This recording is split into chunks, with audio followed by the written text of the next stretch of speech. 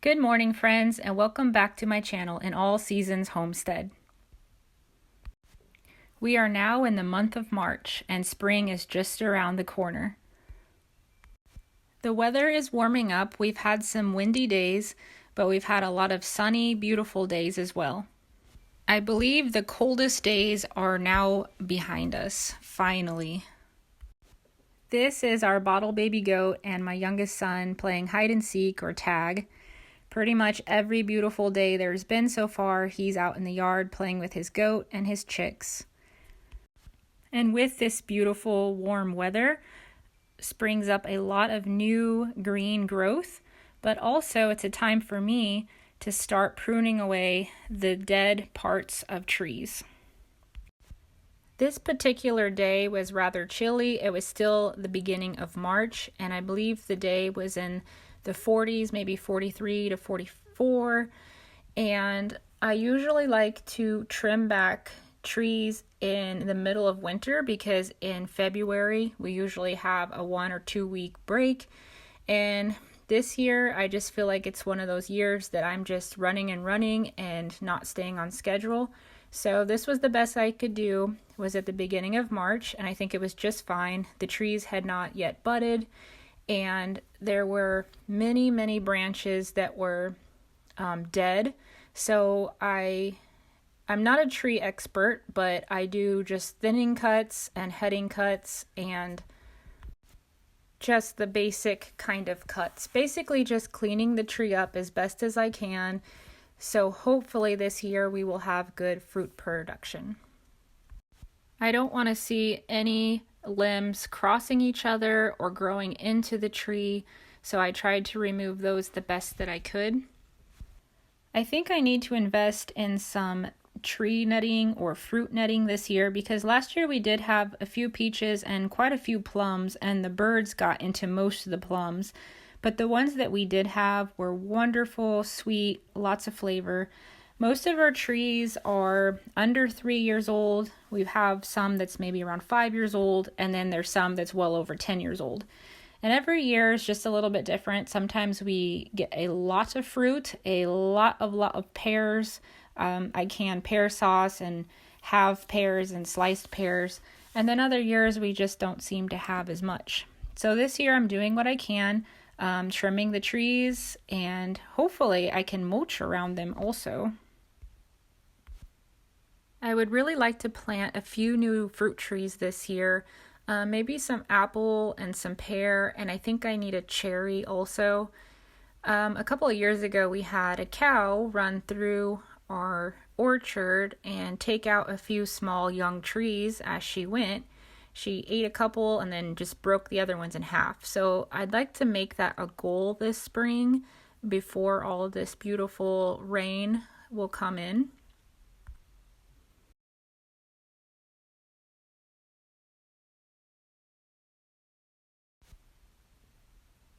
This is the last tree on my list for the day. It's an apple tree, and as you can see at the bottom, it is full of suckers. So I just started removing all of the suckers, the small pieces, and then there was a couple of side shoots off to the side. And this way it will just be easier to mow around it, and they won't get bigger and suck the energy out of the main tree. And always I have my helpers of some kind, whether it's a goat, chick, child, dog. There's always somebody right there next to me. The sky was so beautiful that day too. Like I said, this is one of the first days in March, so I was just trying to soak up the beautiful sky and the beautiful weather. Even though it was still pretty chilly, it just felt really good to get out of the house. So a different day, I was working in the strawberry patch, and that black weed cover you see right there, I had to rip it out and put it back nice and neat because the wind actually took it off. And I made some video of me separating some strawberry crowns, but I held my phone the wrong direction, so I ended up just deleting that. And right here is when I really got excited because This is an area that I've had peppers and tomatoes and corn in previously, and I'm going to rotate my spring garden, which is my onions and broccoli and cabbage mainly, to this area for the very first time. And I started my rows of onions a few days before my broccoli, so I just worked on making trenches and getting my onion varieties planted.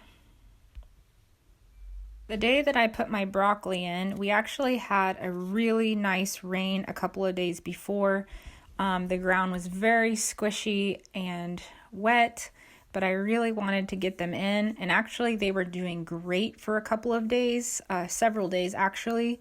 The ground was moist and I didn't even have to water them, but seven of our ducks had escaped, and we were out doing chores. Everything was fine while we were in the barn. It must have happened, but when we came back to take care of the ducks, they escaped from their pen and ate every single one of my broccoli and cabbage plants. Every single one. I'm sure you can all feel my pain and imagine how sad I was and disappointed I was. But, I mean, what can you do? You can just replant again and just move on. But still, I felt so sad for 2 or 3 days that I would have to start all over on that. Varieties of broccoli that I use every year are Green Magic, Destiny, Imperial, and Emerald Crown. I love those varieties. This right here is a stone path that my husband is working on. He's putting in the path from our house to our little guest house, so I will give you guys an update or show you what that looks like when it's finished. It's turning out really lovely. March is also a time for cleaning up, picking up sticks and tidying up and putting things away, and this area right here is where we keep our wood for our wood stove.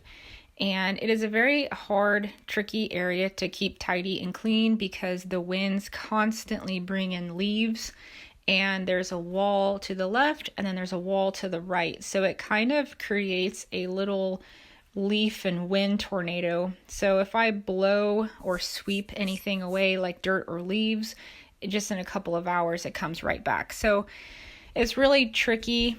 Closer to summertime, when the wind kind of dies down, it's a lot easier to maintain and keep clean.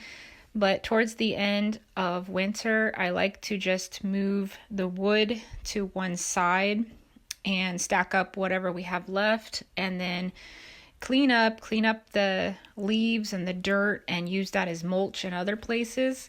And I was just very much in the mood to get this job done. And we later ended up moving that last little bit of wood inside next to our stove. And then my husband had some more wood cut and he filled up that wall right back up. I really like to get out the pressure washer and just clean the siding and the windows and the concrete really, really well. But I know it's still kind of early in the season, so I still have time. I just really, really wanted to deep clean everything. But the problem is that if I deep clean the upper porch, the water will drip down on the wood, and then with the pressure washer, I'll probably get the wood wet. So I really just need to be patient and wait for the appropriate season. I just want to take a minute to tell everyone how much I appreciate them. I'm so excited to have over 1,000 subscribers now, and I really appreciate my subscribers and everyone who comments. I enjoy seeing the interaction and the wonderful encouragement, the questions. Every comment is very important to me. It means so much to me. I'm just very humbled that anyone would take their time to watch me and also ask questions. You have no idea how much it means to me, and I just want to say a big thank you. This has been quite the YouTube journey for me. I'm not very good at technology and, figuring out all these apps, and I've just never really been that into computers. And so this was quite a long journey, and I still have so much to learn, but just to figure out how to edit videos and upload videos and all that goes into learning YouTube. It has been quite the journey, and I am very proud of myself, and I'm thankful to my teenage daughter who has helped me along the way. I know sometimes I may frustrate her a little bit. She's like, "Mom, come on, really?" But I just say, like, I didn't grow up with this kind of stuff. It just seems to come more naturally to teenagers these days. Even if she has to figure it out, she gets it faster than I do. So again, a big thank you to everyone who's supporting my channel. I appreciate it with all my heart. And I just want to ask everyone to please have patience while I continue to learn. And here I'm just going to take all that buildup that was next to the house from our wood and use it as mulch around my lilac bush. And I kind of need to build a little stone or brick retaining wall around my lilac bush because the chickens get in there and scatter all of the mulch around. So that's always been kind of a problem. Or maybe just put some chicken wire over the mulch so that way they can't get in there.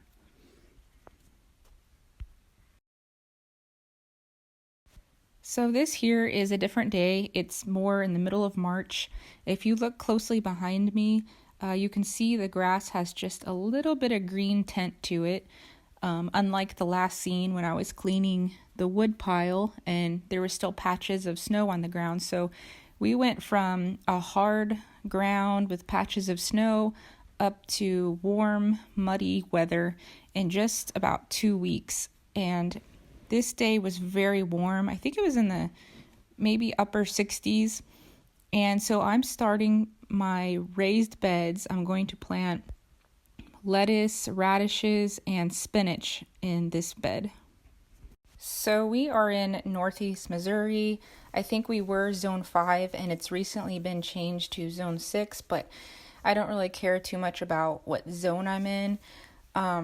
But that kind of gives you an idea of our climate. So for lettuces this year, I'm going to use a lettuce blend, romaine lettuce, green leaf lettuce, and I forgot my iceberg lettuce, so I may have to figure that out.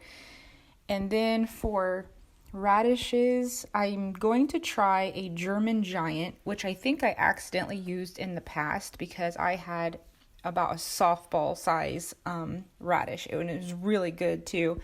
But I am also using Champion, Cherry Belle, and Crunchy Royal. So those varieties may or may not sound familiar to you. I get most of my seeds from a local, I think it's called the Dutch Gardens Brookholders, and I don't really see many of the varieties in magazines, but yet I haven't really paid much attention to magazines for a while, except for certain varieties of herbs or whatnot. But those are the varieties of things that I've been using for years, and they're very hardy. I never have a problem with them. I really, really love them. And for spinach, I'm using Bloom Shade, Lakeside, and Olympia.